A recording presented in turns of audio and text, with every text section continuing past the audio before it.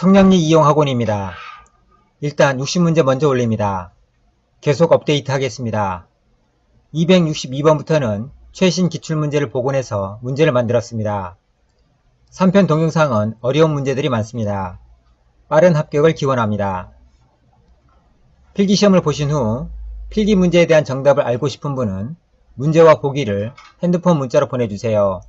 예상 정답을 알려드리겠습니다.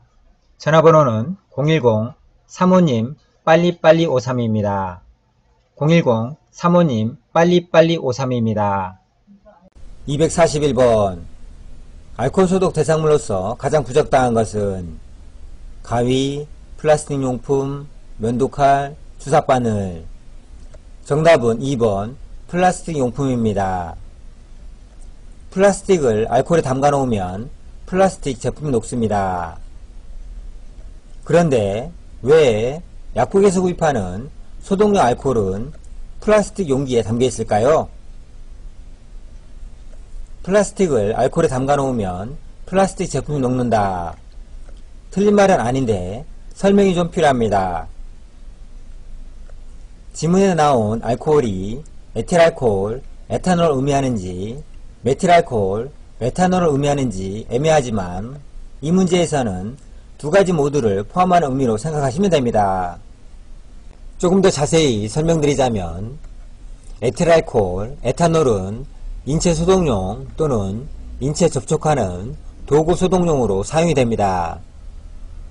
이와 달리 메틸알코올, 메탄올은 기계 소독용으로 사용이 됩니다. 여기서 기계란 공업용 기계나 산업용 기계를 의미합니다. 일반 가정용 기계를 의미하진 않습니다. 정리하자면 가정용 에틸알코올은 플라스틱을 녹이지 않습니다. 이와 달리 공업용 메틸알코올은 독성이 있기 때문에 플라스틱을 녹입니다. 공업용 메틸알코올의 용도는 세 가지인데요. 첫 번째, 각종 도료의 용죄 추출제로 사용이 됩니다. 두 번째, 기계류 소독 및 제독에 사용이 됩니다. 여기서 제독이란 독성을 제거한다, 독성을 없앤다는 뜻입니다.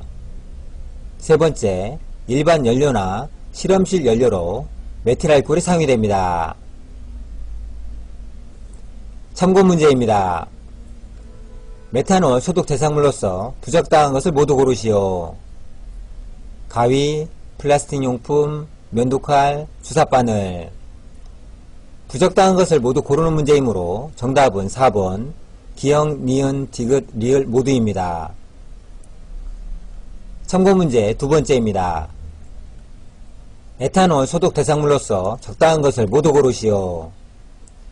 가위, 플라스틱 용품, 면도칼, 주사바늘. 적당한 것을 모두 고르는 문제이므로 정답은 4번 기역, 니은, 디귿, 리을입니다.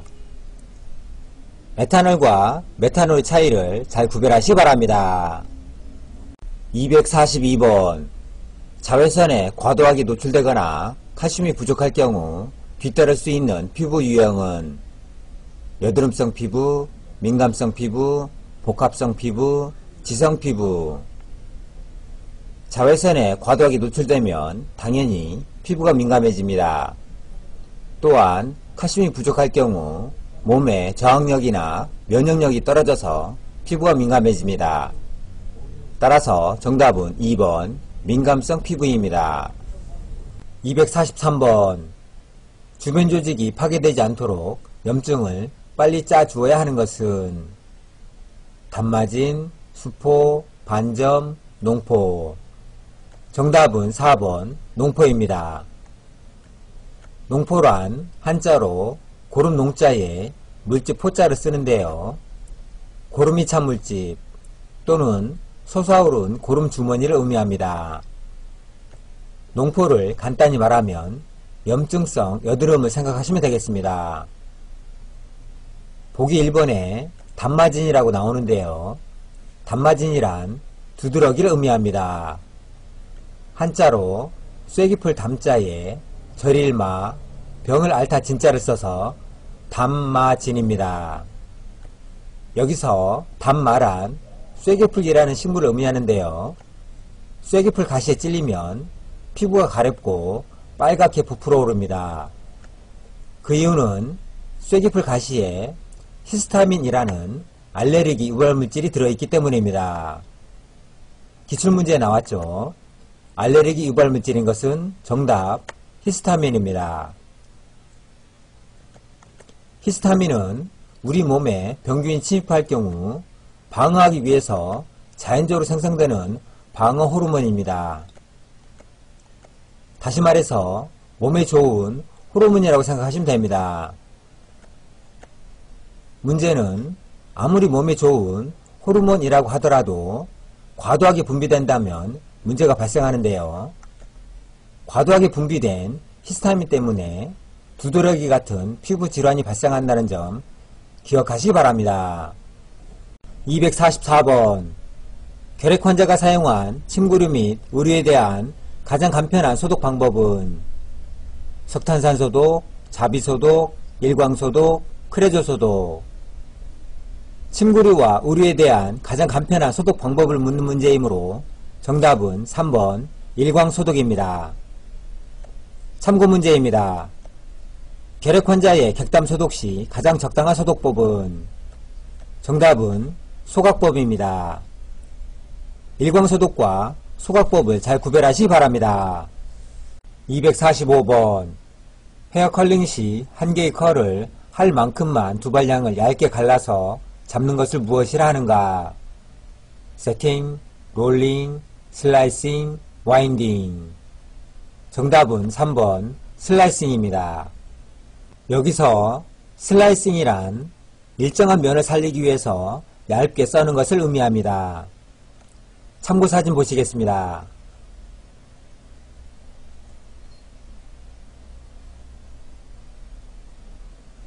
보기 1, 2, 3, 4 설명드립니다. 1번 헤어 세팅이란 머리 형태를 만들고 마무리하는 작업을 의미합니다. 2번 헤어 롤링이란 헤어롤 많은 작업을 의미합니다. 3번 슬라이싱이란 파마 작업에서 모발을 가로 1cm, 세로 6cm 정도로 얇게 뜨는 작업을 의미합니다. 4번 와인딩이란 파마 로트나 아이론으로 두발을 감는 작업을 의미합니다. 미용사를 준비하시는 분들에게는 쉬운 문제, 이용사를 준비하시는 분들에게는 어려운 문제입니다. 암기하세요. 246번 피지선에서 분비되는 피지의 작용과 관계가 없는 것은 털과 피부에 광택을 준다. 피지 속에는 유화작용하는 물질이 포함되어 있다. 땀의 분비 기능을 도와준다. 수분이 증발되는 것을 막아준다. 피지선에서 분비되는 피지 속에는 유화작용하는 물질이 포함되어 있기 때문에 털과 피부에 광택을 주며 수분이 증발되는 것을 막아줍니다. 관계가 없는 것을 고르는 문제이므로 정답은 3번 땀의 분비 기능을 도와준다입니다. 피부 속에는 피지선과 땀샘이 서로 각각 따로따로 존재하기 때문에 피지선에서 분비되는 피지가 땀이 잘 분비되도록 도와주는 역할을 하는 것은 아닙니다. 혼동하시면 안됩니다. 247번 주정부의 가마로부터 방사선형으로 나눈 파트는 스퀘어 파트, 이어 투 이어 파트, 카우릭 파트, 센터 파트. 여기서 핵심 단어는 파트인데요. 파트란 이용에서는 가르마를 의미하고요. 미용에서는 영어 그대로 써서 그냥 파트라고 부릅니다. 이용에서는 가르마가 1개에서 2개 정도인데요. 이와 달리 미용에서는 파트가 1개일 수도 있고요. 10개 이상 존재할 수도 있습니다. 두 정부의 가마로부터 방사선형으로 나눈 파트는 정답 3번 카우릭 파트입니다. 3번 카우릭 파트에 대해서 설명드립니다.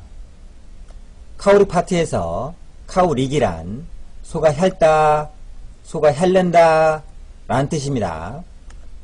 카우릭 파트의 정의는 가마를 중심으로 방사선형으로 자연스러운 머리 흐름에 따라 가르마를 타는 방법을 의미합니다. 여기서 갑자기 궁금증이 하나 생겼는데요.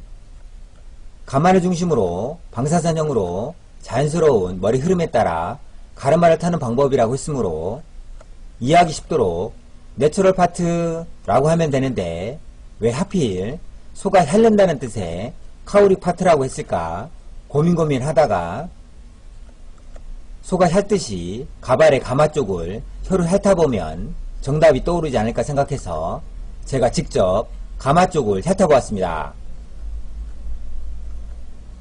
하지만 아쉽게도 정답은 떠오르지 않았습니다.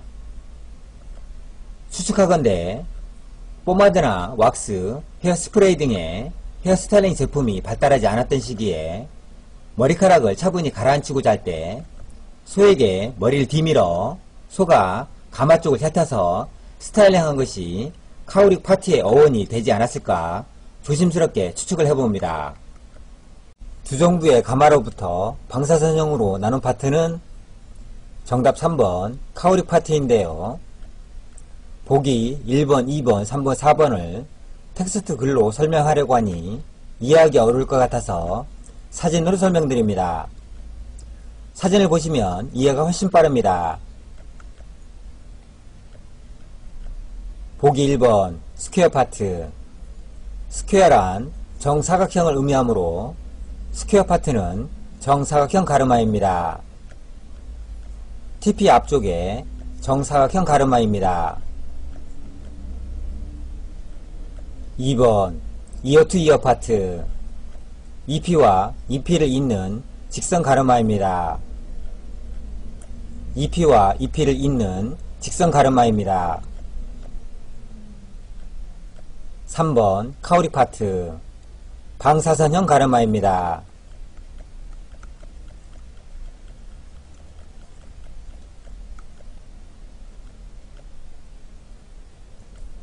4번 센터 파트. 가운데 가르마입니다. CP와 TP를 잇는 가운데 가르마입니다. 참고로 보기 4번의 센터 파트는 얼굴을 앞에서 봤을 때 가운데 가르마를 의미하고요. 보기에는 없지만 5번 센터 백 파트는 얼굴을 뒤에서 봤을 때 가운데 가르마를 의미합니다. 센터 파트와 센터 백 파트를 서로 잘 구별하시기 바랍니다. 6번 사이드 파트. 사이드 파트란 6대4, 7대3, 8대2 등의 옆 가르마를 의미합니다. 7번 노파트. 노파트란 가르마를 타지 않은 상태, 다시 말해서 가르마가 없는 것을 의미합니다. 4번, 5번, 6번, 7번을 사진으로 보시겠습니다. 센터 파트 5대5. 얼굴을 앞에서 봤을 때 가운데 가르마입니다. 센터 백 파트 5대5. 얼굴을 뒤에서 봤을 때 가운데 가르마입니다. 사이드 파트 6대4. 왼쪽이든 오른쪽이든 6대4 가르마입니다. 사이드 파트 7대3. 왼쪽이든 오른쪽이든 7대3 가르마입니다. 사이드 파트 8대2. 왼쪽이든 오른쪽이든 8대2 가르마입니다. 노파트. 가르마가 없는 것을 의미합니다. 6대4, 7대3, 8대2, 노파트. 6대4, 7대3, 8대2, 노파트. 암기하세요. 248번.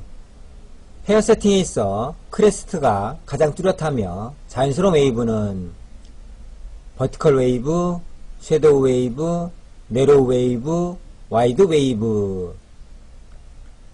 여기서 웨이브란 파동이란 뜻인데요. 헤어 세팅에서 파성형으로 된 두 발을 의미합니다. 다시 말해서 웨이브란 높고 낮은 한 개의 사이클을 의미합니다.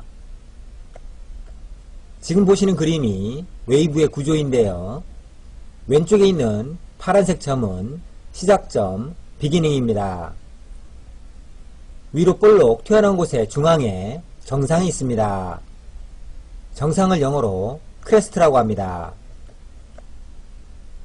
가운데 있는 파란색 점은 리지입니다. 아래로 볼록 튀어나온 곳의 중앙에 골이 있습니다. 골을 영어로 트로프라고 합니다. 맨 오른쪽에 있는 파란색 점은 끝점 엔딩입니다. 정리하자면 시작점 비기닝이 있으면 그 반대편에 끝점 엔딩이 있습니다. 정상 크레스트가 있으면 그 맞은편에 골 트로프가 있습니다. 비기닝과 엔딩의 중간에 리지가 있습니다. 크레스트와 트로프 중간에 리지가 있습니다. 암기하세요. 헤어 세팅에 있어 크레스트가 가장 뚜렷하며 자연스러운 웨이브는 정답 4번 와이드 웨이브입니다. 보기 1번부터 간단하게 설명드립니다. 1번 버티컬 웨이브는 수직 웨이브라고도 하는데요. 웨이브의 리지가 수직으로 쌓인 수직으로 배열된 웨이브입니다. 이와 달리 호리존탈 웨이브는 수평 웨이브라고도 하는데요. 웨이브의 리지가 수평으로 연결된 수평으로 배열된 웨이브입니다. 그림으로 이해하시면 편합니다. 1번 버티컬 웨이브는 리지가 수직으로 배열되어 있습니다. 빨간 점이 리지입니다. 수직으로 배열되어 있으므로 버티컬 웨이브입니다. 이와 달리 호리존탈 웨이브는 리지가 수평으로 배열되어 있습니다. 빨간 점이 리지입니다. 리지가 수평으로 배열되어 있으므로 호리존탈 웨이브입니다. 보기 2번 섀도우 웨이브. 섀도우 웨이브란 고저가 뚜렷하지 않은 웨이브입니다. 여기서 섀도우란 그림자를 뜻하는데요. 낮에는 그림자가 있지만 밤에는 그림자가 없습니다. 섀도우란 흔적이 희미한, 한 듯 안 한 듯한 이런 의미입니다. 컬이 있는 듯 없는 듯 그런 의미입니다. 빠마를 한 건가? 자연 컬인가? 이런 의미가 섀도우 웨이브입니다. 보기 3번 내로우 웨이브. 내로우 웨이브는 웨이브 폭이 좁고 고저가 작습니다. 보기 4번 와이드 웨이브. 와이드 웨이브는 고저가 뚜렷합니다. 웨이브 폭이 넓고 고저가 큽니다. 섀도우 웨이브와 내로우 웨이브의 중간입니다. 그림으로 이해하시면 편리합니다. 첫 번째 그림은 웨이브 폭이 좁고 고저가 작기 때문에 내로우 웨이브입니다. 두 번째 그림은 웨이브 폭이 넓고 고저가 크기 때문에 와이드 웨이브입니다. 세 번째 그림은 컬이 있는 듯 없는 듯 빠마를 한 건가? 자연 컬인가? 이런 의미이므로 섀도우 웨이브입니다. 와이드 웨이브와 섀도우 웨이브가 헷갈리므로 서로 잘 구별하시기 바랍니다. 249번 가청주파 영역을 넘는 주파수를 이용하여 미생물을 불활성화시킬 수 있는 소독 방법은 전자파 멸균법, 초음파 멸균법, 방사선 멸균법, 고압증기 멸균법. 여기서 가청 주파수란 정상적인 사람의 귀로 들을 수 있는 범위의 주파수를 의미하는데요. 20Hz에서 20,000Hz까지의 범위입니다. 가청 주파수란 20Hz에서 20,000Hz까지의 범위입니다. 20,000Hz를 넘어서게 되면 사람의 귀로 들을 수가 없는데요. 이것이 바로 초음파입니다. 이런 초음파를 이용하여 살균하는 방법이 정답 2번 초음파 멸균법입니다. 250번 사람의 피부로 감염되는 기생충은 요충, 십이지장충, 편충, 회충.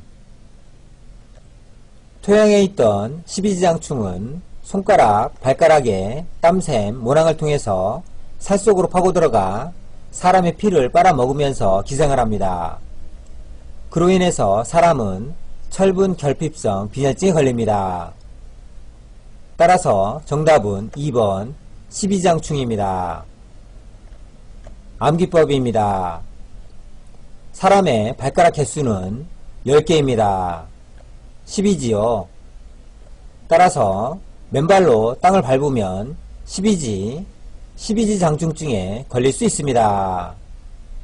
251번 공중위생 영업자의 지위를 승계한 자는 몇 개월 이내에 누구에게 신고해야 하는가? 1개월 이내 시장군수구청장, 1개월 이내 시도지사, 2개월 이내 시장군수구청장, 2개월 이내 시도지사. 정답은 1번 1개월 이내에 시장군수구청장에게 신고해야 합니다. 법규를 암기하면 쉬운 문제, 법규를 암기하지 않으면 약간 헷갈리는 문제입니다.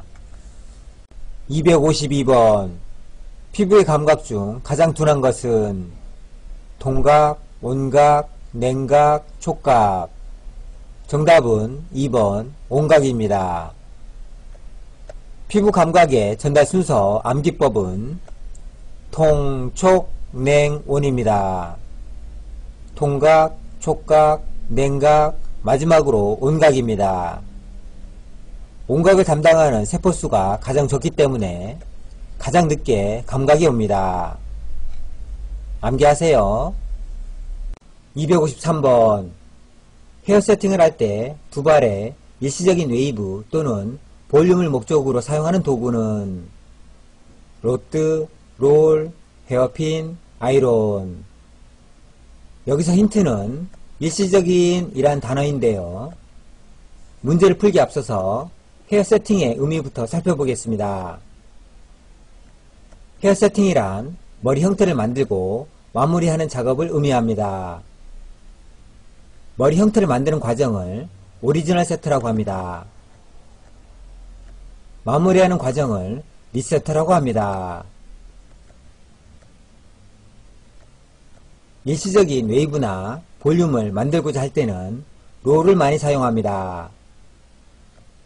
반영구적인 또는 영구적인 웨이브나 볼륨을 만들고자 할 때는 로트나 아이론을 많이 사용합니다. 로트펌이나 아이론펌을 생각하시면 됩니다.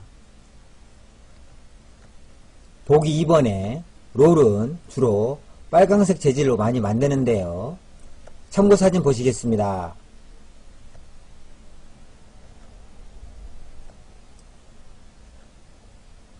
젊은 여성분들 집에서 이거 많이 하시죠?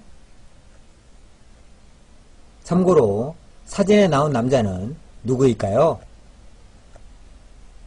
크크크. 헤어 세팅을 할 때 두 발에 일시적인 웨이브나 볼륨을 목적으로 사용하는 도구는 정답 2번 롤입니다.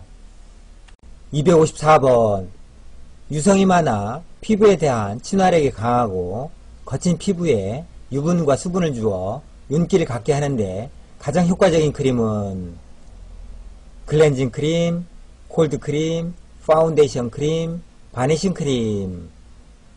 정답은 2번 콜드 크림입니다. 보기 4번에 바니싱 크림은 피부에 얇게 바르는 유분이 적은 크림을 의미합니다. 바니싱이라고 부르는 이유는 크림을 피부에 얇게 바르면 바로 흡수되어 사라지기 때문입니다.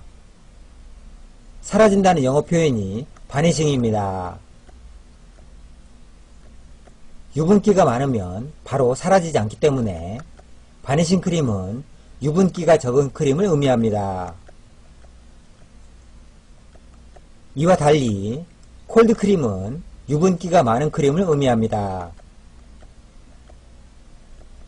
크림을 발랐을 때 시원한 느낌, 찬 느낌을 주기 때문에 콜드 크림이라고 부릅니다. 참고하세요. 255번 펌 웨이브 시술 도중 테스트 컬을 하는 목적으로 가장 적합한 것은 굵은 모발 또는 가는 모발에 로트가 제대로 선택되었나 확인하기 위함이다. 산화제의 작용이 미묘하기 때문에 확인하기 위함이다. 제2에게 작용 여부를 확인하기 위함이다. 정확한 프로세싱 시간을 결정하고 웨이브 형성 정도를 확인하기 위함이다. 거저주는 문제이지만 약간 설명을 하겠습니다. 펌일제를 환원제 또는 연화제라고 부르는데요. 펌일제를 도포하신 다음 로또 와인딩을 하시고요. 10분에서 15분 정도 방치하면서 펌일제가 모발이 잘 침투되었는지, 다시 말해서 모발이 잘 연화되었는지, 웨이브가 잘 형성되었는지 확인하기 위해서 테스트 컬을 하게 됩니다. 로또 두세 개를 풀러서 확인을 해보는 거죠.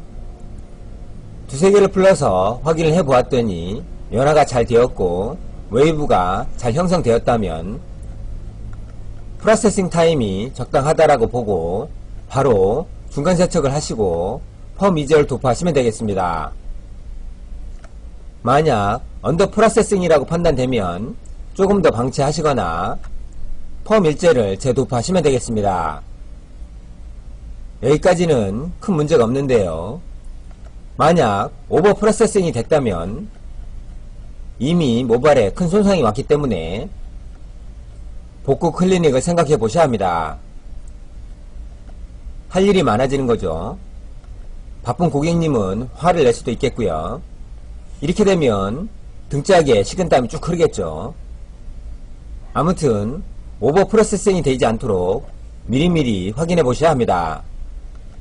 테스트 컬을 하는 목적으로 가장 적합한 것은 보기 1번부터 차례대로 설명드립니다. 굵은 모발 또는 가는 모발에 로트가 제대로 선택되었나 확인하기 위함이다. 틀린 내용이죠. 로트가 제대로 선택되었나 확인하기에는 이미 늦습니다. 왜냐하면 로트로 이미 와인딩을 했고 더군다나 펌 일제를 도포했기 때문입니다. 2번 산화제의 작용이 미묘하기 때문에 확인하기 위함이다. 틀린 내용이죠. 산화제가 아니라 환원제의 작용이 미묘하기 때문에 확인하기 위함입니다. 3번 제2에게 작용 여부를 확인하기 위함이다. 틀린 내용이죠. 제2에게 아니라 제1에게 작용 여부를 확인하기 위함입니다.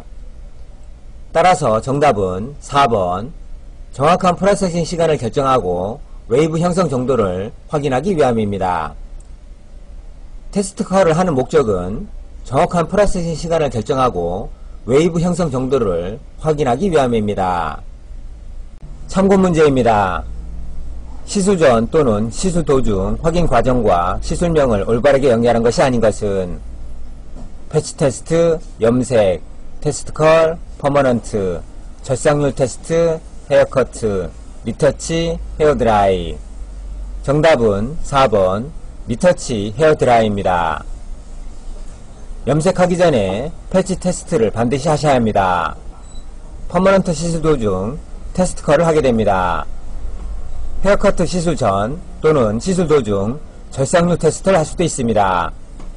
하지만 헤어드라이는 리터치와 전혀 관련이 없습니다. 리터치는 염색이나 탈색과 관련이 있습니다. 256번 지성피부 특징에 대한 설명으로 잘못된 것은 피부결이 섬세하고 고우며 매끄럽고 윤기가 있다. 남성 피부에 많다. 모공이 매우 크며 번들거린다. 피부 저항력이 약하여 여드름이 잘 생긴다. 지성 피부의 특징은 남성 피부에 많습니다. 모공이 매우 크기 때문에 피지가 많이 나와서 번들거립니다. 피부 저항력이 약하기 때문에 컨디션이 안 좋으면 여드름이 잘 생깁니다. 따라서 정답은 1번 피부결이 섬세하고 고우며 매끄럽고 윤기가 있다입니다. 피부결이 섬세하고 고우며 매끄럽고 윤기가 있다는 것은 피부 상태가 건강하다는 뜻입니다. 이것은 중성 피부에 대한 설명입니다. 거저주는 문제죠. 공단에서 막 퍼주고 있습니다. 이럴 때 재빨리 맞추셔야 합니다. 257번 우리나라에서 일본 내염을 전파하는 모기는 모든 모기, 작은 빨간 진모기, 중국 얼룩 날개모기, 토고 순모기. 약간 어려운 문제인데요. 정답은 2번 작은 빨간 진모기입니다. 무조건 암기하셔야 합니다. 작은 빨간 진모기는 일본 내음을 전파합니다. 중국 얼룩 날개모기는 말라리아를 전파합니다. 토고 순모기는 주로 해변가 지역에 서식하는데요. 일명 바닷모기라고 합니다. 토고 순모기는 말레이 사상충을 전파합니다. 집에서 개를 키우시는 분들은 잘 아실 텐데요. 여름에 개가 말레이 사상충을 옮기는 토고 순모기에 물리지 않도록 각별히 조심하셔야 합니다. 이집트 순모기는 황열, 댕기열을 전파합니다. 빨간 진모기, 지하 진모기는 흔히들 집에서 보는 모기, 진모기인데요. 흡혈을 하고요. 웨스트 나일병을 전파합니다. 흰줄 순모기는 산모기, 순모기, 전투모기, 일명 아디다스 모기라고 부르는데요. 흰줄 순모기가 옮기는 특별한 병은 없습니다. 모기가 전파하는 질병에 대한 아주 강력한 베리베리 파워풀한 암기법을 소개합니다. 강력하지 않으면 어쩌나. 아무튼 일본 내염 바이러스에서 흔히들 일본을 작은 섬나라라고 부릅니다. 따라서 작은 빨간 진모기입니다. 중국 얼룩 날개모기는 중국에서 날아오는 황사 연상하시면 되는데요. 중국에서 날아오는 황사 누가 좀 말리도!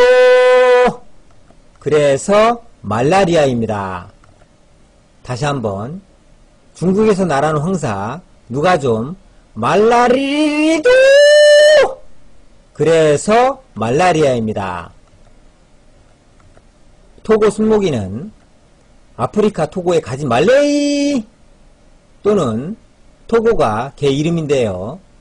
토고야 모기에 물리지 말레이 그래서 말레이 사상충입니다. 이집트 순모기는 사막의 나라 이집트에는 황당하게도 아닙니다. 황댕하게도 숲이 많습니다. 따라서 황열 댕기열입니다. 빨간 진모기, 지하 진모기는 흡혈을 하는데요. 당연히 사람들이 싫어하겠죠. 그랬더니 빨간 진모기, 지하 진모기가 하는 말이 있습니다. 왜 나만 가지고 그래? 왜 나만 가지고 그래? 그래서 웨스트 나일열입니다. 암기 되시나요? 다시 한번 반복해 보겠습니다. 일본 내염 바이러스는 작은 빨간 진모기입니다. 중국 얼룩 날개모기는 말라리아입니다. 토고 순모기는 말레이 사상충입니다. 이집트 순모기는 황열 댕기열입니다. 빨간 진모기, 지하 진모기는 왜 나만 가느래? 웨스트 나일열입니다. 참고하세요. 258번 공중위생 영업자가 당국으로부터 통보받은 위생관리 등급의 표지를 관리하는 내용으로 가장 옳은 것은 영업소 내 다른 게시물과 같이 반드시 게시한다. 영업소 내 게시물과 분리하여 게시해야 한다. 관계 공무원의 지도감독 시 제시만 하면 된다. 영업소 명칭과 함께 출입구에 부착할 수 있다. 거저주는 문제죠.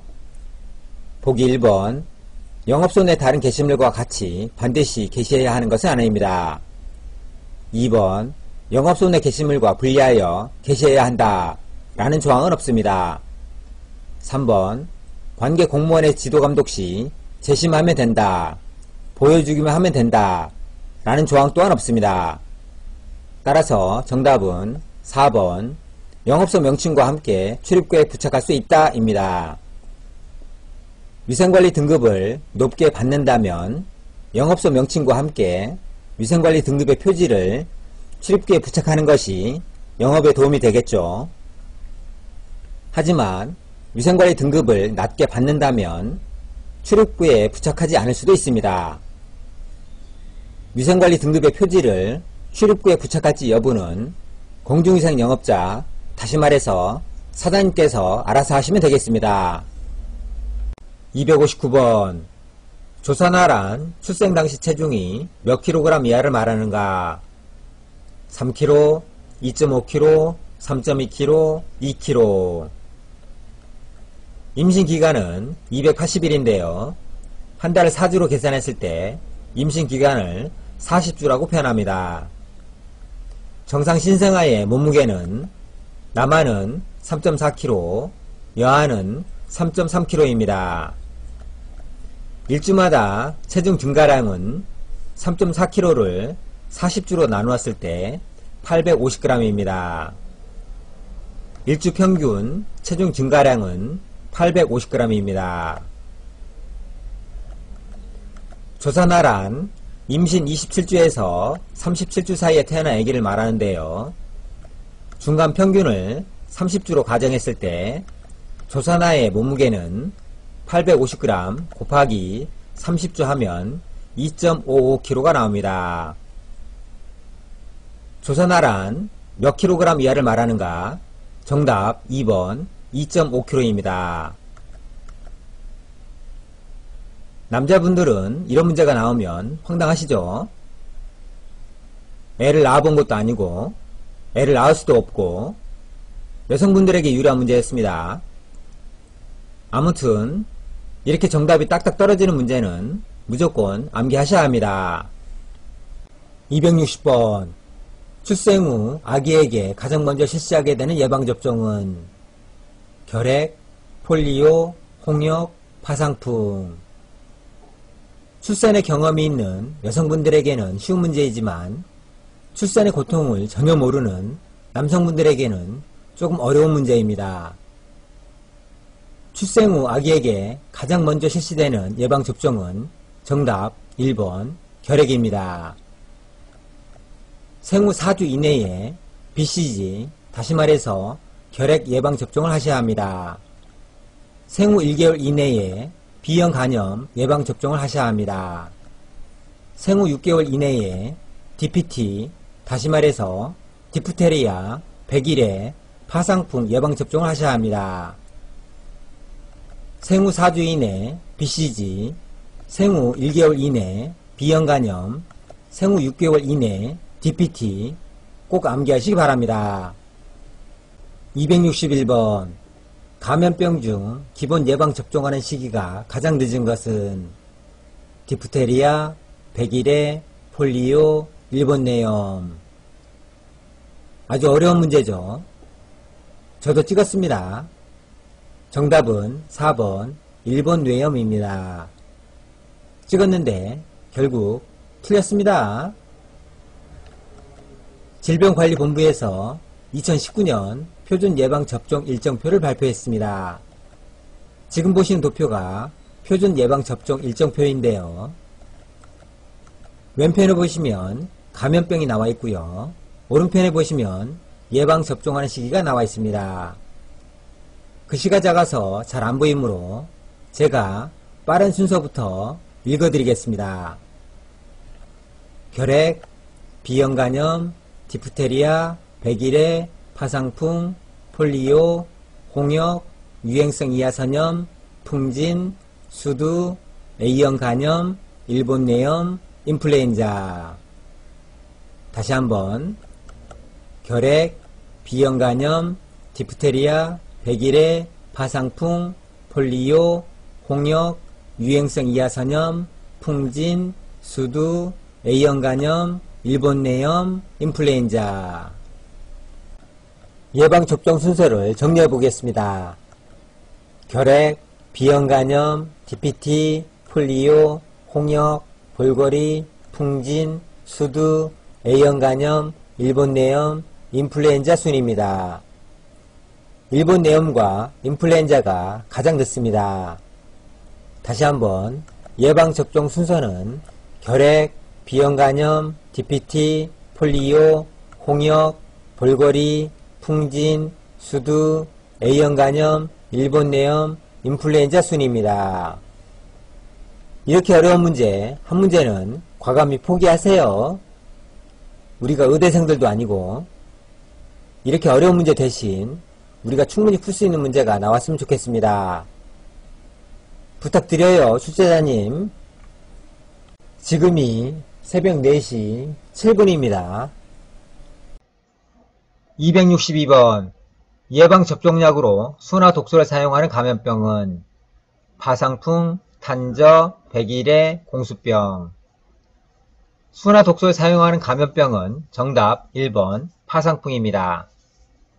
수나 독소를 사용하는 감염병은 두 가지가 있는데요. 디프테리아, 파상풍입니다. 암기법은 순디파 또는 순대파입니다. 수나 독소, 디프테리아, 파상풍. 순디파, 순대파. 백신의 종류에는 세 가지가 있는데요. 생균 백신, 사균 백신, 수나 독소입니다. 생균 백신은 말 그대로 균이 살아 있습니다. 사균 백신은 말 그대로 균이 죽어 있습니다. 수나 독소는 균이 죽은 것도 아니고 산 것도 아니고 중간 상태입니다. 첫 번째, 생균 백신은 1회 접종으로 장기간 면역이 지속됩니다. 두창, 탄저, 풍진, 홍역, 결핵, 황열, 개병. 주로 두 글자 감염병과 생균 백신이 관련되어 있습니다. 두 번째, 사균 백신. 면역을 유지하기 위해서 추가 면역이 필요합니다. 콜레라, 백일해, 일본 내염, 장티푸스, 폴리오, 파라티푸스. 암기법은 콜라를 100일 동안 마시니 장폭파. 콜라를 100일 동안 마시니 장폭파. 이렇게 암기하시면 됩니다. 콜레라, 백일해, 일본 내염, 장티푸스, 폭, 폴리오, 파라티푸스. 세 번째, 수나 독소. 톡소이드라고도 합니다. 세균이 생산한 체외 독소를 불활성화시켜서 사용합니다. 병원균의 독성을 없애고 항원만 남긴 것입니다. 따라서 균이 살은 것도 아니고 죽은 것도 아니고 중간 상태입니다. 수나 독소와 관련된 감염병은 디프테리아, 파상풍입니다. 암기법은 순디파, 순대파. 수나 독소, 디프테리아, 파상풍입니다. 263번 수인성 감염병으로 잘 묶인 것은 장티푸스, 파라티푸스, 간흡충증, 세균성 이질. 콜레라, 파라티푸스, 세균성 이질, 폐흡충증. 장티푸스, 파라티푸스, 콜레라, 세균성 이질. 장티푸스, 파라티푸스, 콜레라, 간흡충증. 보기 1번의 간흡충증은 경구성 감염병입니다. 보기 2번의 폐흡충증 또한 경구성 감염병입니다. 보기 4번의 간흡충증 또한 경구성 감염병입니다. 따라서 수인성 감염병으로 잘 묶인 것은 정답 3번 장티푸스, 파라티푸스, 콜레라, 세균성 이질입니다. 참고로 폐디스토마는 폐다가, 간디스토마는 간외붕입니다. 묶어서 패다가 간외붕으로 암기하시면 되겠습니다. 사람을 막 패다가 보니 간이 바깥으로 붕 떴다. 패다가 간외붕. 이렇게 암기하시면 되겠습니다. 패다가 간외붕. 좀 무서운 얘기죠. 264번 콜드 퍼머넌트 웨이브 시술 시 제2액에 관한 설명으로 옳은 것은 알칼리성 물질이다. 제2액으로 티오글리콜산을 많이 사용한다. 두발의 구성물질을 환원시키는 작용을 한다. 뉴트럴라이저라고도 한다. 빠마에 익숙하지 않은 남성분들에게는 굉장히 어려운 문제입니다. 하지만 그 핵심만 알면 쉽게 풀 수가 있습니다. 콜드 퍼머넌트, 다시 말해서 빠마 약재는 일제와 이제가 있습니다. 일제의 성질은 알칼리인데요. 알칼리를 마이너스 음이온으로 표시를 합니다. 마이너스 음이온이 칼처럼 생겼죠. 그래서 알칼리입니다. 일제의 역할은 큐티클층을 열어서 두발을 팽창시킵니다. 그래야 약재를 침투시킬 수가 있겠죠. 일제의 주성분은 시스테인을 사용하거나 티오글리콜산을 사용합니다. 따라서 일제를 환원제라고 부릅니다. 이제의 성질은 산성입니다. 산성을 플러스 양이온으로 표시를 합니다. 이제의 역할은 두발을 수축시킵니다. 일제의 역할이 큐티클층을 열어서 두발을 팽창시켰다면 이제의 역할은 큐티클층을 닫으면서 두발을 수축시킵니다. 이제의 주성분으로 과산화수소를 사용합니다. 과산화수소이기 때문에 이제를 산화제라고 부릅니다. 알칼리 일제를 산성물질로 중화시킨다는 의미로 중화제라고도 하는데요. 중화제를 영어로 뉴트럴라이저라고 합니다. 콜드 퍼머넌트 웨이브 시술 시 제2핵에 관한 설명으로 옳은 것은 알칼리성 물질이다. 아니죠. 제2핵은 산성 물질입니다. 제2핵으로 티오글리콜산을 많이 사용한다. 아니죠. 제2핵으로 과산화수소를 많이 사용합니다. 두발의 구성물질을 환원시키는 작용을 한다. 아니죠. 두발의 구성물질을 산화시키는 작용을 합니다. 따라서 정답은 4번 뉴트럴라이저라고도 한다. 중화제라고도 한다. 265번 연모제에 대한 설명 중 틀린 것은 제1핵은 알칼리제로 휘발성 암모니아가 사용된다.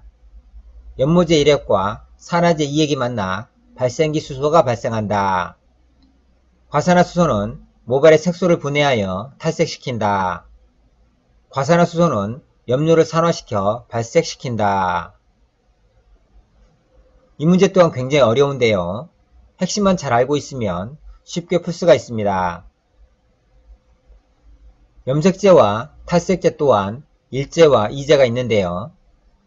일제의 성질은 알칼리입니다. 알칼리이므로 마이너스 음이온으로 표시를 합니다. 일제의 역할은 두발을 팽창시키고요. 주성분은 염료와 PPD입니다. 따라서 일제를 환원제라고 부릅니다. 이제의 성질은 산성인데요. 산성이므로 플러스 양이온으로 표시를 합니다. 이제의 역할은 두발을 수축시키고요. 주성분으로 과산화수소를 사용합니다. 과산화수소를 주성분으로 사용하기 때문에 이제를 산화제라고 부릅니다. 과산화수소는 팽창된 두발에 들어가 산소를 발생시켜 색소를 분해하여 탈색시키고 염료가 잘 침투되도록 돕습니다. 연모제에 대한 설명 중 틀린 것은 제1핵은 알칼리제로 휘발성 암모니아가 사용된다. 맞습니다. 연모제 1핵과 산화제 2핵이 만나 발생기 수소가 발생한다. 아니죠. 발생기 산소가 발생합니다. 연모제 1핵과 산화제 2핵이 만나 발생기 산소가 발생합니다. 따라서 정답은 2번. 과산화수소는 모발의 색소를 분해하여 탈색시킨다. 맞습니다. 과산화수소는 염료를 산화시켜 발색시킨다. 맞습니다. 참고 문제입니다. 산화연모제 제1핵 중 알칼리의 주 역할은 제2제에 환원제를 분해하여 수소를 발생시킨다. 머리카락 속에 색소를 분해하여 탈색시킨다. 산화염료를 직접 발색시킨다. 머리카락을 팽창시켜 산화염료가 잘 침투되도록 한다. 연모제는 일제와 이제가 있는데요. 일제는 염료입니다. 알칼리성이고요. 환원제라고 합니다. 모발을 팽창시키는 역할을 합니다. 이제는 과산화수소인데요. 산성입니다. 산성이기 때문에 산화제라고 합니다. 모발을 수축시키는 역할을 합니다.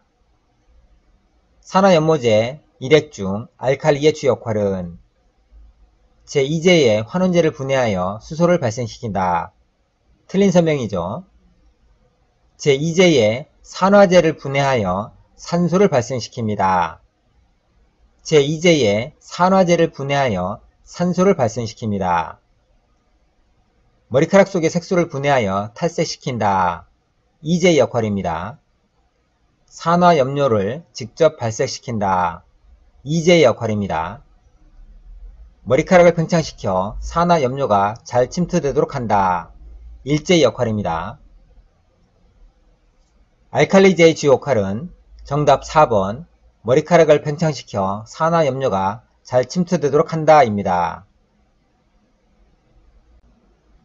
266번 두발을 롤러에 와인딩할 때 스트랜드를 베이스에 대하여 수직으로 잡아 올려서 와인딩한 롤러컬은 롱스템 롤러컬, 하프스템 롤러컬, 논스템 롤러컬, 쇼트스템 롤러컬.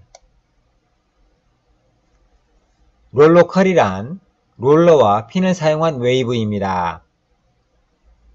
롤러컬의 종류에는 세 가지가 있는데요. 논스템 롤러컬, 하프스템 롤러컬, 롱스템 롤러컬입니다. 논스템 롤러컬은 두상 베이스에서 전방 45도 각도로 볼륨이 가장 큰 컬을 의미합니다. 하프스템 롤러컬은 두상 베이스에서 90도 각도로 볼륨이 적당한 컬을 의미합니다. 이용사 실기시험에 아이론 작업이 바로 하프스템 아이론 컬입니다. 이용사 실기시험에 아이론 작업이 하프스템 아이론 컬입니다. 롱스템 롤러컬, 두상 베이스에서 후방 45도 각도로 볼륨이 가장 작은 컬을 의미합니다. 두발을 롤러에 와인딩할 때 스트랜드를 베이스에 대하여 수직으로 잡아 올려서 와인딩한 롤러컬은 정답 2번 하프스템 롤러컬.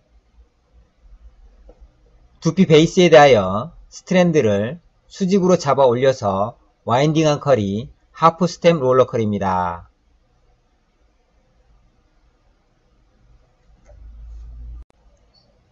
(267번) 우리나라뿐만 아니라 세계 여러 나라에서 사망률이 가장 높은 암과 주요한 발생 원인을 올바르게 짝지은 것은 위암, 헬리코박터 파일로리균 짠음식, 갑상선암, 방사선 노출, 과도한 요오드 섭취, 폐암, 흡연, 대장암, 잘못된 식습관.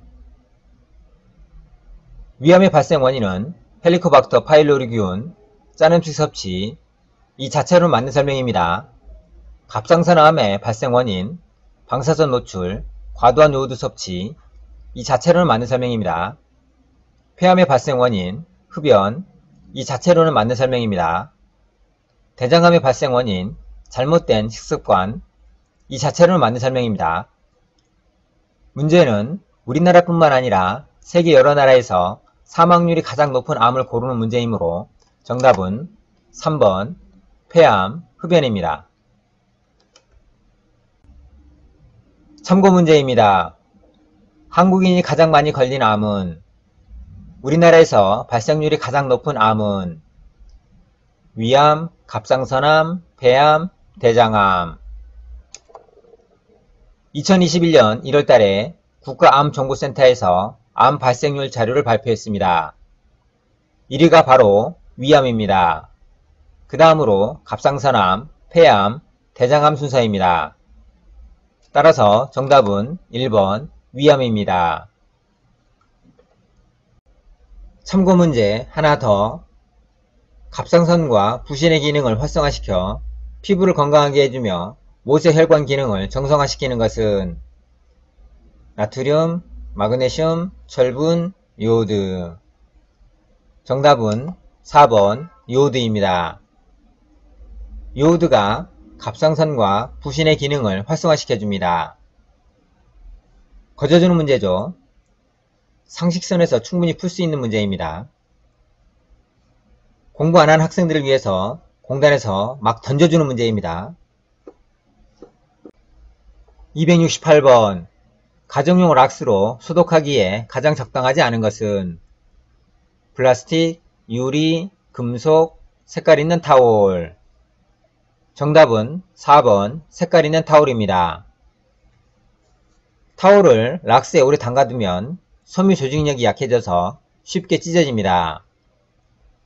색깔 있는 타올은 물 빠짐 현상이 발생하는데요. 다시 말해서 색깔이 빠져버립니다. 공단에서 막 거저주고 있죠? 던져줍니다. 잘 받으세요. 참고로 락스를 분무기에 담아서 분사하는 것은 호흡기 건강에 아주 안 좋습니다. 조심하셔야 합니다. 269번 에틸렌 옥사이드 가스 멸균법과 관계가 있는 것은 가열의 변질이 잘 되는 재료 소독에 적합하다. 멸균 시간이 짧다. 경제적이다. 단기간만 보존할 수 있다. 에틸렌 옥사이드 가스, 줄여서 이오가스 소독은 상대적으로 멸균 시간이 깁니다. 가스체를 사용하기 때문에 비싸서 경제적이지 못합니다. 멸균 시간이 상대적으로 길기 때문에 단기간만 보존할 수 있는 것이 아니라 장기간 보존할 수 있습니다. 따라서 정답은 1번 가열의 변질이 잘 되는 재료 소독에 적합하다 입니다. 270번 향수를 개봉할 때 처음 맡는 향은 탑노트, 미들노트, 베이스노트, 스트롱노트. 향수 노트는 세 가지인데요. 상향, 중향, 하향입니다. 향수를 뿌린 후 5분 이내에 나타나는 향을 상향, 1시간에서 2시간 이후에 나타나는 향을 중향, 4시간에서 5시간 이후에 나타나는 향을 하향이라고 합니다. 상향은 휘발성이 강한데요. 영어로 탑노트, 헤드노트라고 합니다. 중향은 휘발성이 중간인데요. 미들노트라고 합니다. 하향은 휘발성이 제일 약한데요. 베이스노트, 바텀노트라고 합니다. 영어가 나오니까 짜증이 확 올라오죠. 어쩔 수 없이 암기하셔야 합니다. 향수를 개봉할 때 처음 맡는 향은 정답 1번 탑노트입니다. 271번 WO 제품에 해당하는 것은 Water in Oil 제품에 해당하는 것은 포마드, 헤어크림, 헤어로션, 밀크로션. WO 문제나 OW 문제는 무조건 분모를 기준으로 생각하시면 됩니다. WO에서 분모가 5이므로 오일이 많고 워터가 적습니다. 기름 분자가 많고 물 분자가 적다는 뜻입니다. 기름 분자는 한 50억 개 정도 되고요. 물 분자는 6개 정도 됩니다. 크크크. WO 기름 범벅인 제품을 생각하시면 되는데요. 콜드크림, 선크림, 포마드를 생각하시면 되겠습니다. 따라서 Water in Oil 제품에 해당하는 것은 정답 1번 포마드입니다. 참고 문제입니다. OW 제품이 아닌 것은 Oil in Water 제품이 아닌 것은 포마드, 헤어크림, 헤어로션, 밀크로션. OW 제품 또한 무조건 분모를 기준으로 생각하시면 되는데요. 분모가 W이므로 워터가 많고 오일이 적습니다. OW, 물 많은 제품을 생각하시면 되는데요.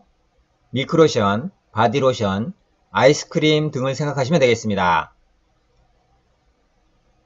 오일 인 워터 제품이 아닌 것은 따라서 정답은 1번 포마드입니다. 272번 두피 마사지, 스칼프 매니플레이션의 효과에 해당되지 않는 것은 혀가 갑자기 꼬였네요. 신경을 자극하여 흥분케 한다. 두발이 건강하게 자라도록 도와준다. 근육을 자극하여 단단한 두피를 부드럽게 한다. 두피의 혈액순환을 촉진시킨다. 두피 마사지를 받으면 두발이 건강해지죠. 단단한 두피가 부드러워지면서 혈액순환이 좋아집니다. 따라서 정답은 1번 신경을 자극하여 흥분케 한다 입니다. 신경을 자극하여 여기까지 괜찮은데요. 흥분케 한다 라는 표현이 틀렸죠. 두피 마사지 받으면서 흥분하시면 안됩니다. 손님 여기서 이러시면 아니되옵니다. 두피 마사지 받을 때 흥분되시면 두 눈을 질끈 감고 손가락으로 자기 허벅지를 세게 꼬집으세요. 273번 스웨덴식 마사지 기법의 종류가 아닌 것은 에필라지, 패트리사지, 타포트먼트, 카이로프락틱. 또 영어가 나오니까 짜증나죠? 막 패주고 싶죠? 스웨덴식 마사지 기법 6가지를 소개합니다. 쓰다듬기, 흔들기, 누르기, 두드르기, 주무르기, 문지르기. 쓰다듬기는 무찰법, 영어로 스트로킹, 에필라지라고 합니다. 혹시 에필로그라고 들어보셨나요? 에필로그, 맺은 말, 결혼하는 뜻인데요. 에필로그를 쓰다 이런 식으로 암기하세요. 에필로그를 쓰다, 에필라지 쓰다듬기, 에필로그를 쓰다, 에필라지 쓰다듬기. 바이브레이션, 진동이란 뜻입니다. 바이브레이션 진동법. 컴프레션, 압착, 압박이란 뜻입니다. 컴프레션 압박법. 펄커션, 펄커션이란 타악기란 뜻인데요. 타악기를 막 두드린다 이런 뜻이죠. 따라서 펄커션, 경타법, 고타법. 타포트먼트도 같은 뜻인데요. 타포트먼트니까 경타법, 고타법 이렇게 암기하시면 됩니다. 타포트먼트, 경타법, 고타법. 니딩은 주무르다, 반죽하다는 뜻입니다. 니딩, 주무르기. 패트리사지, 또 영어가 나오니까 막 패주고 싶죠. 패트리사지, 주무르기. 패주고 싶죠. 패트리사지, 주무르기. 영어가 나오니까 막 패주고 싶죠. 패트리사지, 주무르기. 패주고 싶죠. 패트리사지, 주무르기. 프릭션은 마찰이란 뜻입니다. 프릭션, 마찰법. 스웨덴식 마사지 기법 6가지 저는 이렇게 암기를 합니다. 쓰다듬고 흔들고 누드 주문, 쓰다듬고 흔들고 누드 주문, 또는 다들 누드 주문, 다들 누드 주문 이렇게 암기를 합니다. 스웨덴식 마사지 기법 6가지 쓰다듬고 흔들고 누드 주문 또는 다들 누드 주문. 스웨덴식 마사지 기법의 종류가 아닌 것은 에필라지, 에필로그 쓰다, 에필라지 쓰다듬기, 패트리사지, 영어가 나오니까 막 패주고 싶죠. 패트리사지 주무르기, 패주고 싶죠. 패트리사지 주무르기. 타포트먼트, 타니까 타악기, 두드리기. 카이로프락틱, 뼈 교정술인데요. 적당한 한국어로는 접골, 정골로 표현하고 싶습니다. 스웨덴식 마사지 기법의 종류가 아닌 것은 정답 4번 카이로프락틱입니다. 274번 지각신경에 쾌감을 주는 동시에 혈액순환을 촉진시키는데 가장 효과적인 마사지는 압박법, 진동법, 경찰법, 유연법. 가장 효과적인 마사지 방법을 고르는 문제이므로 정답은 2번 진동법입니다. 진동법을 영어로 바이브레이션이라고 하는데요. 옛날에는 손으로 했지만 요즘은 기계로 진동을 줍니다. 기계로 하기 때문에 효과가 가장 좋겠죠. 이런 식으로 암기하시면 됩니다. 마사지를 전문적으로 직업적으로 하시는 분들도 일주일에 한 번씩 마사지 받으러 돌아다닌다고 하네요. 안 그러면 몸이 버티지 못한다고 합니다. 아주 힘든 직업입니다. 275번 마사지 기법 중 고타법의 일종으로 손바닥을 사용하는 기법은 슬래핑, 탭핑, 커핑, 해킹. 고타법을 영어로 퍼커션 타포트먼트라고 하는데요. 고타법에는 5가지 종류가 있습니다. 슬래핑, 탭핑, 커핑, 해킹, 비팅. 말로 표현하는 것보다는 동영상으로 설명을 드리겠습니다. 고타법 5가지입니다. 슬래핑, 탭핑,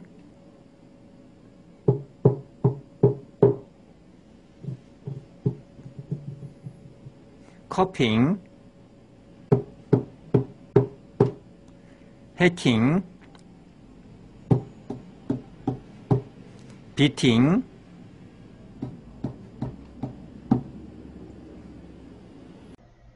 고타법의 일종으로 손바닥을 사용하는 기법은 정답 1번 슬래핑입니다.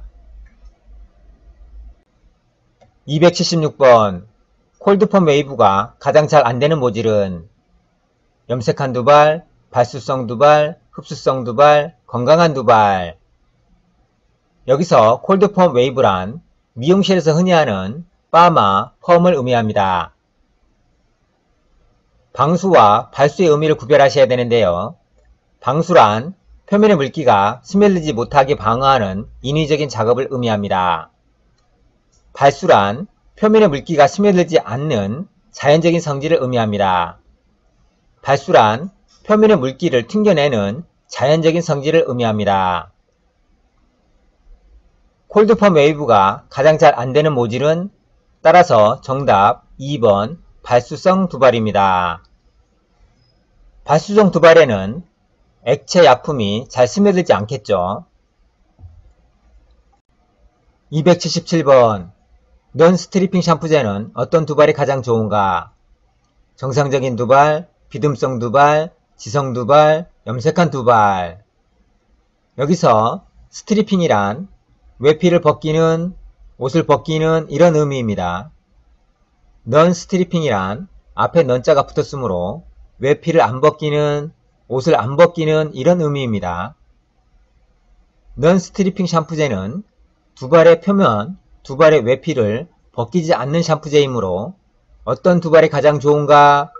정답은 4번 염색한 두발입니다. 영어를 알면 쉬운 문제, 영어를 모르면 좀 헷갈리는 문제입니다. 278번 양모제에 해당하는 것은 헤어리퀴드, 포마드, 헤어크림, 헤어토닉. 양모제란 두발에 영향을 공급하는 제품을 말하는데요. 영어로는 헤어토닉입니다.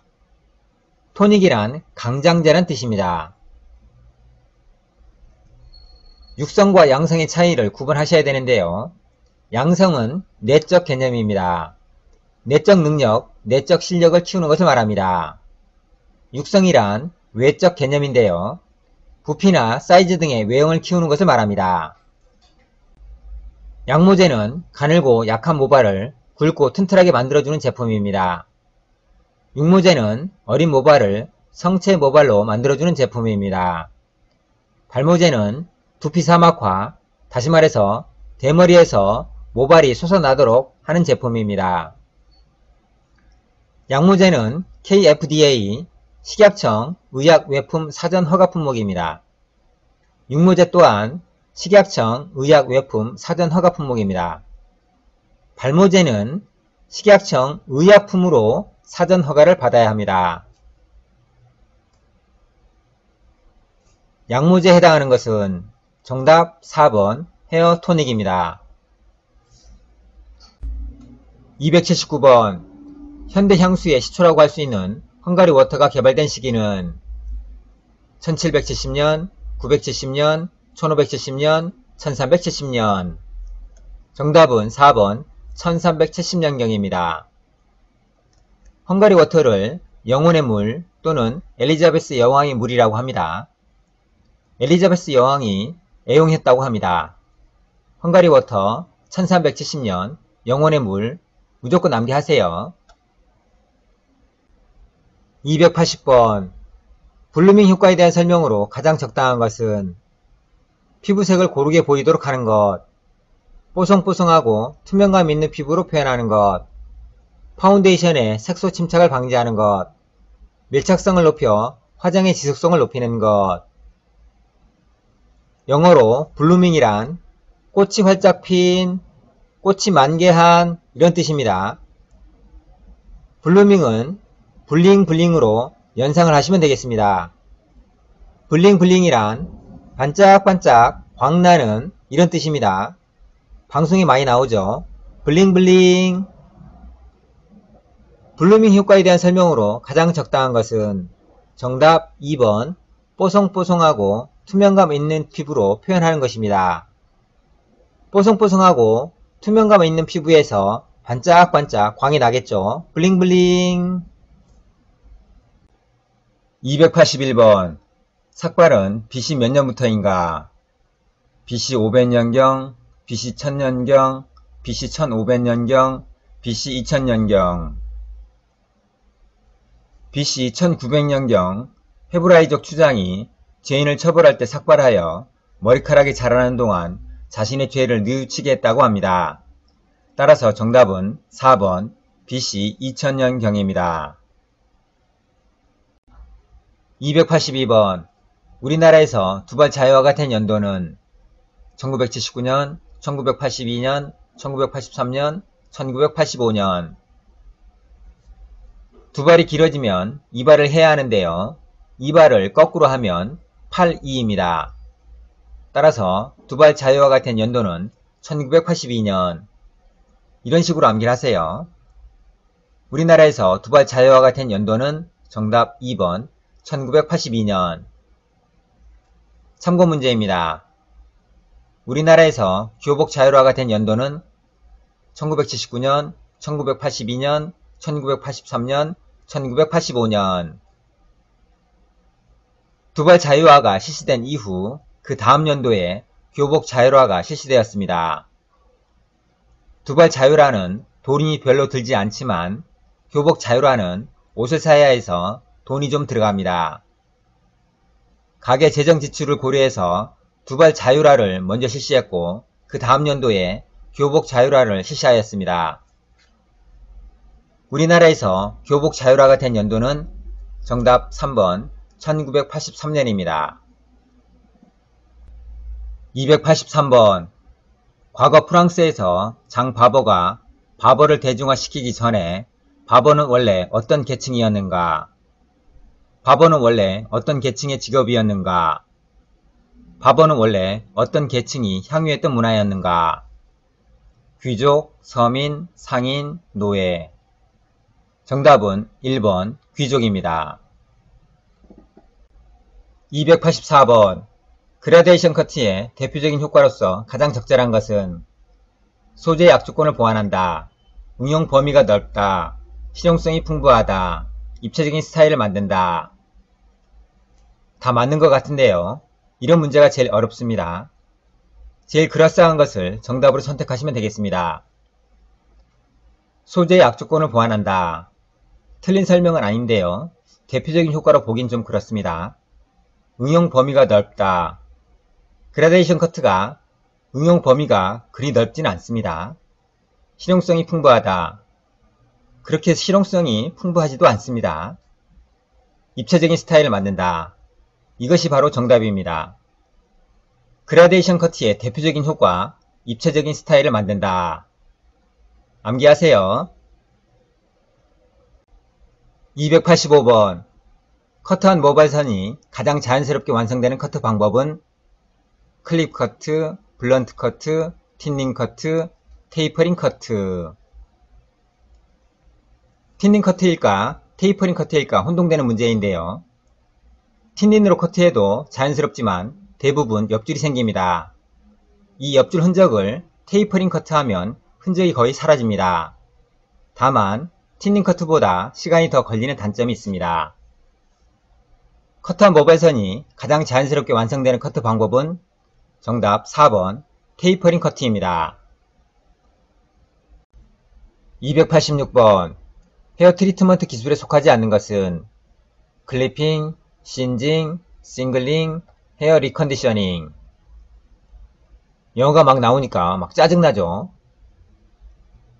헤어 클리핑이란 헤어 클립으로 머리카락을 찝는 것을 의미합니다. 사진을 참조하시고요. 신징이란 보풀하기 털 태우거나 불필요한 두발 끝을 태우는 작업을 의미합니다. 헤어 트리트먼트 하기 전에 갈라진 두발 끝을 제거할 필요가 있는데요. 가위로 제거해도 되지만 불로 태워서 제거할 수도 있습니다. 불필요한 두발 끝을 태우는 신징 작업, 헤어 트리트먼트 기술에 속합니다. 싱글링. 싱글링이란 장가위와 빗을 사용하여 아래에서 위쪽으로 올라가면서 커트하는 이발 기법입니다. 싱글링은 커트 기법입니다. 헤어 리컨디셔닝. 현재 두발 상태의 pH나 수분 공급 상태, 영양 공급 상태를 재조정하는 것을 의미합니다. 헤어 트리트먼트 기술에 속하지 않는 것은 정답 3번 싱글링. 287번 신징의 목적에 해당되지 않는 것은 불필요한 두발을 제거하고 건강한 두발에 순조로운 발육을 돕는다. 갈라지거나 잘린 두발에서 영양물질이 흘러나오는 곳을 막는다. 수술천에서 두발을 가볍게 하기 위함이다.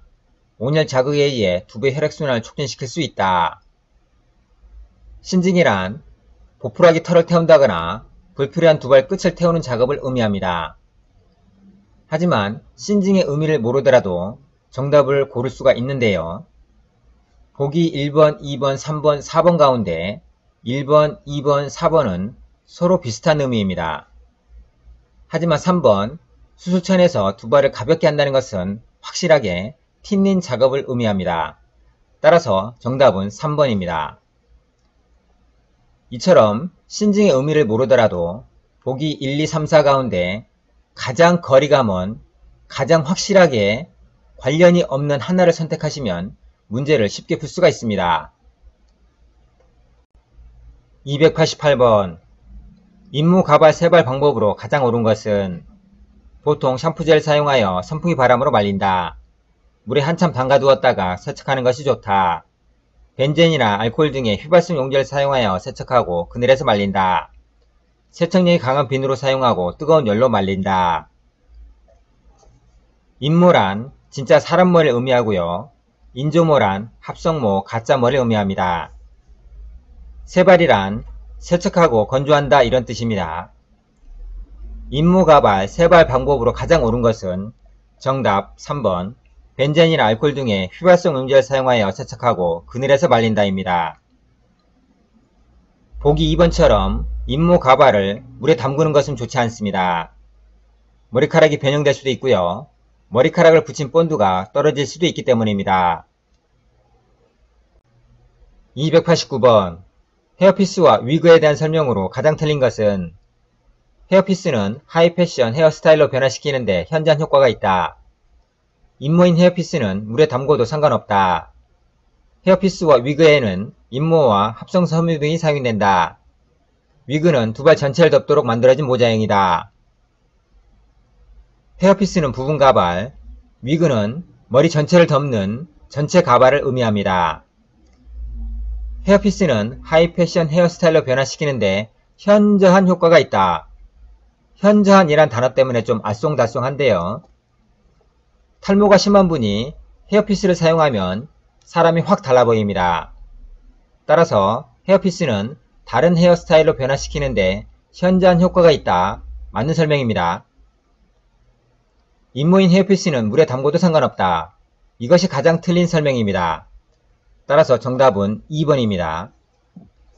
헤어피스나 위그는 물에 담그는 것이 아니라 벤젠이나 알코올 등의 휘발성 용제에 담그셔야 합니다. 290번 성인 하루 기초 대사량에 대한 설명으로 틀린 것은 성인 남자는 1400에서 1800kcal이며 성인 여자는 1200에서 1400kcal이다. 일반적으로 남자가 여자보다 기초대사량이 높다. 일반적으로 남성은 체중 1kg당 1시간에 1kcal를 소모하고 여성은 0.9kcal를 소모한다. 일평균 8시간 노동을 가정하고 계산한 열량이다. 기초대사량이란 생명을 유지하기 위해서 필요한 최소한의 에너지를 말합니다. 휴식 상태로 아무런 행동을 하지 않더라도 자연적으로 소모되는 에너지 양입니다. 성인 남자 기초대사량은 1400에서 1800, 성인 여자 기초대사량은 1200에서 1400, 성인 평균 기초대사량은 1300에서 1600kcal입니다. 암기하세요.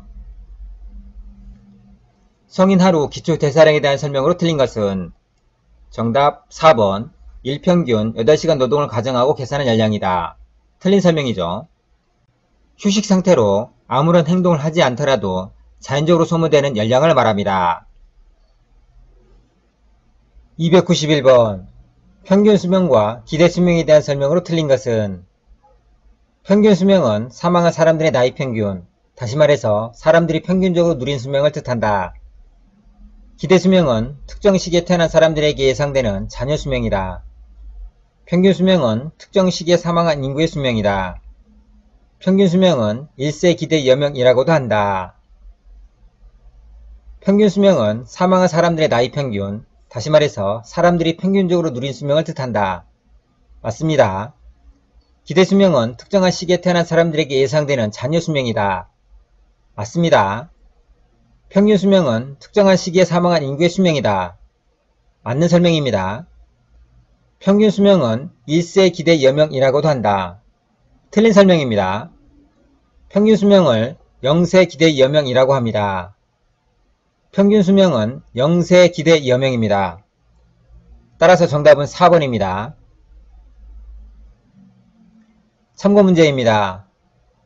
평균 수명에서 질병이나 부상으로 인하여 활동하지 못하는 기간을 뺀 수명은 기대수명, 건강수명, 비례수명, 자연수명.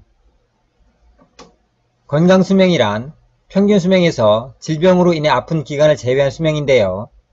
단순히 얼마나 오래 사느냐보다는 실제로 건강한 기간이 어느 정도인지를 나타냅니다. 평균 수명에서 질병이나 부상으로 인하여 활동하지 못하는 기간을 뺀 수명은 정답 2번 건강수명입니다. 참고로 2019년 기준 한국인의 기대수명은 83.3세입니다. 292번 보건통계에서 영세 인구를 뜻하는 것은 출산수, 신생아수, 영아수, 유아수. 그냥 상식적으로 생각해 볼 때 영세란 출생 후부터 1세 미만을 의미합니다. 출생 후부터 1세 미만이란 영아에 해당됩니다. 보건통계에서 영세 인구를 뜻하는 것은 따라서 정답 3번 영아수입니다. 신생아는 출생 후부터 4주 28일 미만, 영세인구는 출생 후부터 1세 미만을 의미합니다. 영아는 28일부터 2년까지인데요. 어떤 책에는 28일부터 1년까지라고 적힌 책도 있습니다. 유아는 유치원에 보내야 되는 시기이므로 3년부터 만 6세까지입니다. 어떤 책에는 2년부터 만 6세까지라고 나오는 책도 있습니다. 아동, 어린이는 만 6세부터 만 13세까지입니다. 영아, 유아, 아동에 대한 기준은 책마다 조금씩 다를 수가 있습니다. 참고 문제입니다. 출생을 기준으로 할 때 나이가 많아지는 순서를 올바르게 적은 것은 출생, 신생아, 영세인구, 영아, 유아. 정답이 1번에서 바로 나왔네요. 출생, 신생아, 영세인구, 영아, 유아. 암기하세요. 293번 지역사회 보건 수준의 지표로 사용하는 알파 인덱스에 대한 설명으로 틀린 것은 영아 사망수를 신생아 사망수로 나눈 것이다. 1에 가까울수록 보건 수준이 높다는 것을 의미한다. 값이 커질수록 영아 사망에 대한 예방 대책이 필요하다. 알파 인덱스 값은 1보다 클 수는 없다. 굉장히 어려운 문제입니다. 알파 인덱스란 영아 사망수를 신생아 사망수로 나눈 값입니다. 생후 1년 또는 생후 2년 미만의 사망수를 생후 28일 미만의 사망수로 나눈 것입니다. 영아 사망 중에 신생아 사망이 차지하는 비중을 말합니다. 알파 인덱스 값은 1보다 작을 수는 없습니다. 알파 인덱스 값은 1이거나 1보다 큽니다. 가장 건강한 지역사회임을 보여주는 알파 인덱스 값은 1에 가깝습니다. 1에 가까울수록 보건 수준이 높다는 것을 의미합니다. 1보다 클수록 보건 수준이 낮다는 것을 의미합니다. 알파 인덱스 지수가 1에 가까울수록 영아 사망의 대부분이 어떠한 현대의학으로도 살릴 수 없는 불가피한 신생아 사망을 의미합니다. 의료 선진국일수록 1에 가깝습니다. 알파 인덱스 지수가 1이라면 그의 사망한 영아 모두가 생후 28일 미만, 다시 말해서 신생아일 때 사망했다는 의미입니다.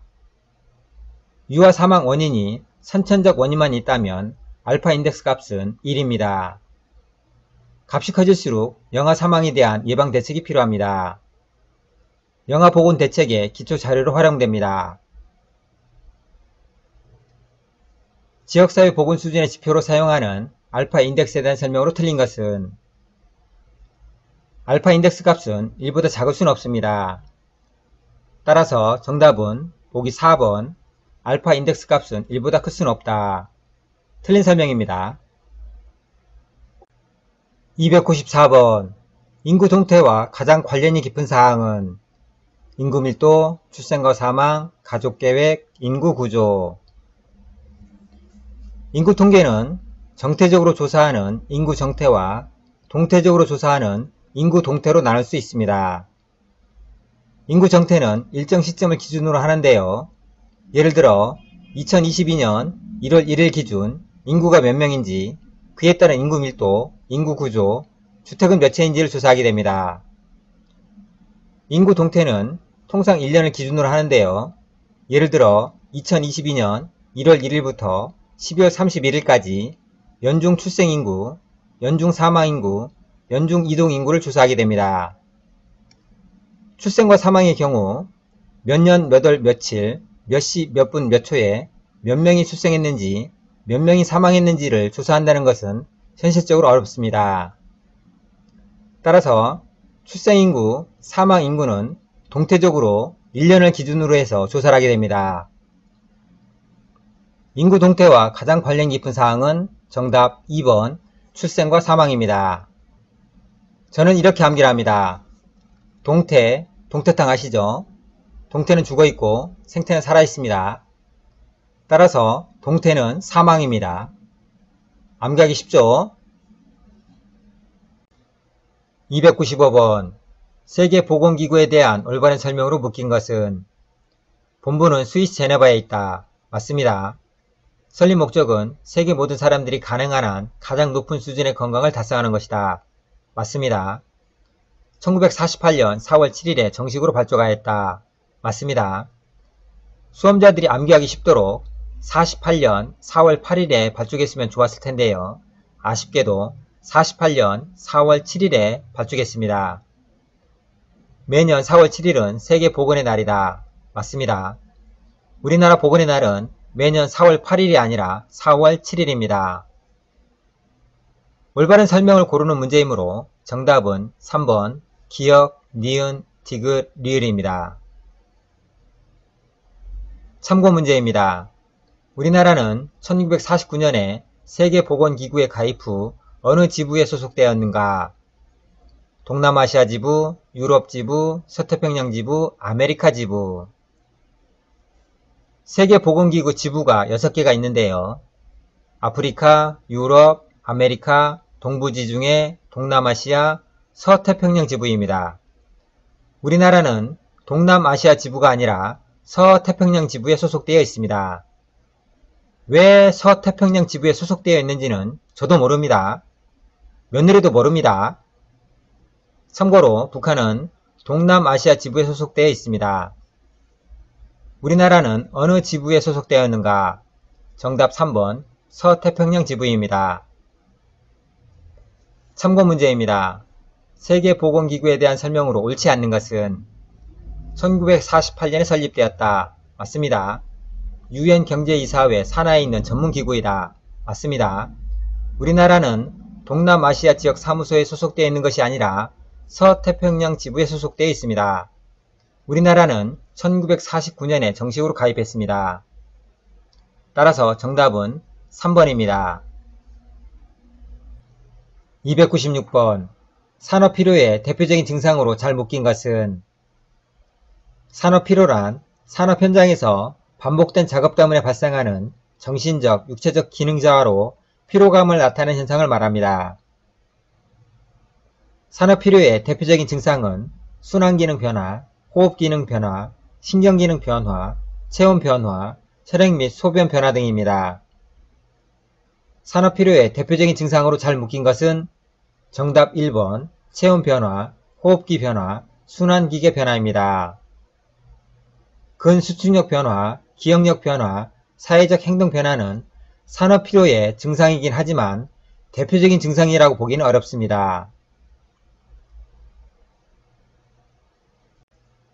297번. 결핵균에 대한 설명으로 틀린 것은 결핵균을 현미경으로 보면 원 모양의 구균이다. 1882년 세균학의 아버지라고 불리는 코흐에 의해 발견되어 코흐균이라고도 한다. 건조한 공기, 강한 산성, 강한 알칼리에서도 잘 견딘다. 열과 햇빛에 약해서 직사광선을 쏘이면 몇 분 이내에 죽는다. 결핵균은 원형 구균이 아니라 막대기 모양의 간균입니다. 결핵에 걸리면 가래가 많이 끓게 되는데요. 가래가 끓으면 크으 하게 됩니다. 따라서 결핵균은 막대기 모양의 간균입니다. 막대기 모양의 간균입니다. 결핵균에 대한 설명으로 틀린 것은 정답 1번 결핵균을 현미경으로 보면 원 모양의 구균이 아니라 막대기 모양의 간균입니다. 298번. 95%의 에틸알코올 200cc가 있다. 이것을 70%의 에틸알코올로 만들어 소독용으로 사용하고자 할 때 물을 얼마나 더 첨가하면 되는가? 약 70cc, 140cc, 25cc, 50cc. 굉장히 어려운 문제죠. 첫 번째 풀이 과정입니다. 에탄올 95%를 에탄올 70%로 희석시키려면 일단 물이 더 필요합니다. 에탄올 95% 200cc에는 순도 100% 에탄올과 물이 혼합되어 있습니다. 순도 100% 에탄올 양을 계산해보면 0.95 곱하기 200cc에서 190cc가 나옵니다. 나머지가 물입니다. 물은 200에서 190을 빼면 물 10cc가 나옵니다. 에탄올 70%로 만든다는 의미는 에탄올과 물이 혼합된 전체 용량에서 순도 100% 에탄올 양이 차지하는 비율이 0.7이라는 의미입니다. 190을 190 더하기 물 투입량 W로 나누면 0.7입니다. 쭉쭉 계산해보면 W는 81.4cc가 나옵니다. 여기까지 풀기도 힘든데 이게 정답이 아닙니다. 한 번 더 생각하셔야 합니다. 왜냐하면 에탄올 95% 200cc에는 물 10cc가 이미 포함되어 있기 때문입니다. 따라서 정답은 81.4cc에서 이미 투입된 물량 10cc를 빼면 71.3cc가 나옵니다. 따라서 정답은 1번 약 70cc입니다. 이렇게 어려운 문제 낑낑대면서 풀려고 하지 마세요. 시간이 너무 오래 걸립니다. 다른 문제 푸는데 시간이 부족해집니다. 이런 문제는 과감히 포기하세요. 그래야 정신 건강에 좋습니다. 그래도 난 꼭 100점을 맞아야 되기 때문에 정답을 맞추겠다. 이런 분들을 위해서 두 번째 풀이과정 소개합니다. 풀이과정 A보다 간단합니다. 알코올과 물의 비율은 알코올 양과 물량의 비율과 같다. 공식입니다. 알코올과 물의 비율은 알코올 양과 물량의 비율과 같다. 공식 암기하세요. 70% 대 30%는 알코올량 190 대 물량 W입니다. 이것을 쭉쭉 계산해보면 81.4cc가 나오는데요. 기존의 물 10cc를 빼면 71.3cc가 나옵니다. 95%의 에틸알코올 200cc가 있다. 어쩌고 저쩌고 물을 얼마나 더 첨가하면 되는가? 정답은 1번 약 70cc입니다. 299번 일상용 레이저로 헤어커트를 할 때 단점은 시간이 능률적이다. 세밀한 작업이 용이하다. 지나치게 자를 우려가 있다. 자연스럽게 커트할 수 있다. 면도칼, 다시 말해서 레이저에는 숙련자용과 초보자용이 있습니다. 숙련자용이 오디너리 레이저입니다. 오디너리 레이저를 일상용 레이저라고 합니다. 이발 면도기이고요. 1도 한쪽 날 면도기입니다. 이에 비해서 초보자용이 쉐이핑 레이저입니다. 쉐이핑 레이저는 미용 면도기이고요. 일명 레자라고 합니다. 오디너리 레이저는 숙련자용, 쉐이핑 레이저는 초보자용입니다. 위에 있는 면도기가 오디너리 레이저 이발 면도기이고요. 아래에 있는 면도기가 쉐이핑 레이저 일명 레자입니다. 위에 있는 면도기에는 요철 바가 없어서 확확 잘리고요. 밑에 있는 면도기 일명 레자에는 요철 바가 있어서 적게 잘립니다. 일상용 레이저로 헤어커트를 할 때 단점은 정답 3번 지나치게 자를 우려가 있다. 참고 문제입니다. 레이저에 대한 설명으로 틀린 것은 오디너리 레이저는 상용 면도기를 의미한다. 쉐이핑 레이저는 오디너리 레이저보다 상대적으로 안전하다. 쉐이핑 레이저에는 요철바가 있어서 조금씩 잘리기 때문에 안전하여 초보자에게 적합하다. 쉐이핑 레이저와 세이프티 레이저는 동일한 의미이다. 어려운 문제죠.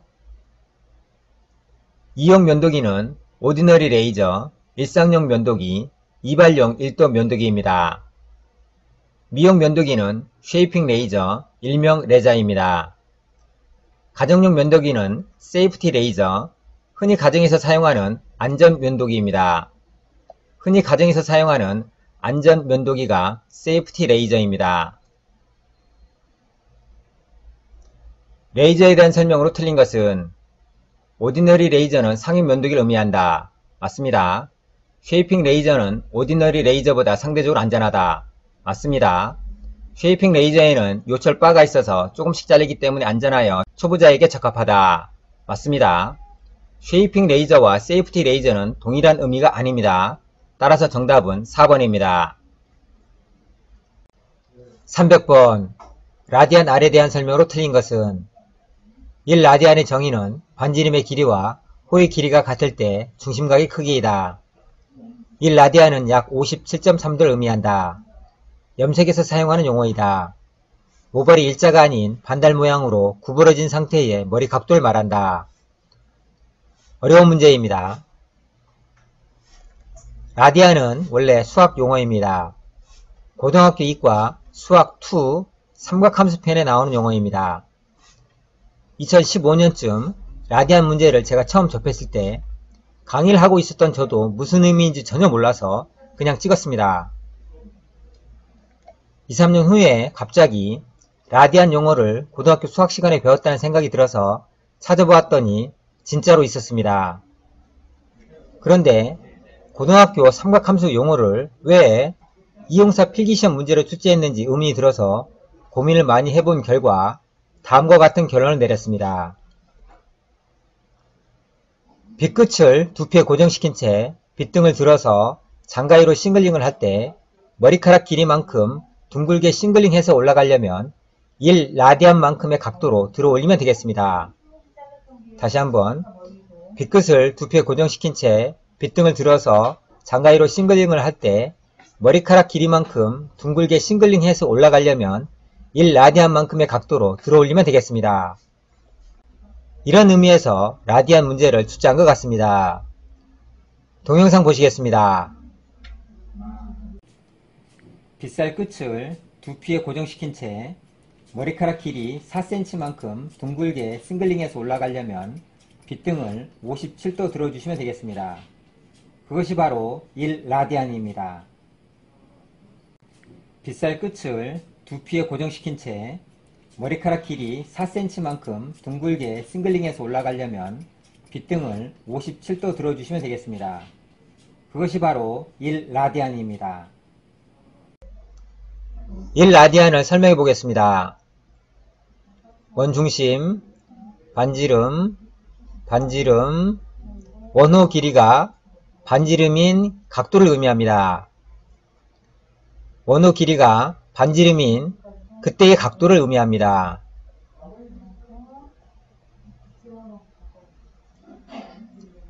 라디안 R에 대한 설명으로 틀린 것은 1라디안의 정의는 반지름의 길이와 호의 길이가 같을 때 중심각의 크기이다.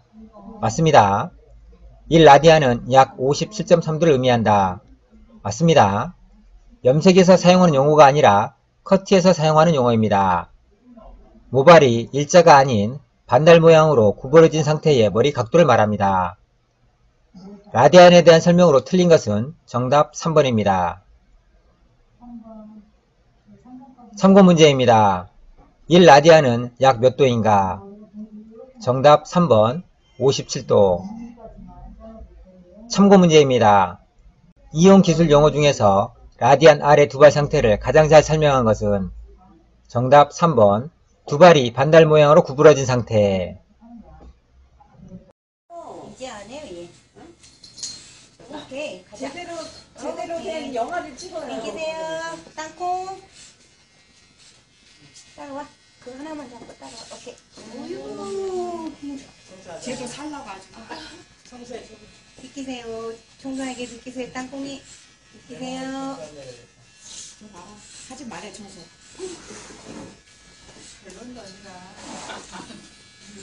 우리도 고양이 있거든요. 아, 언니도 요새만 비키세요. 조금만.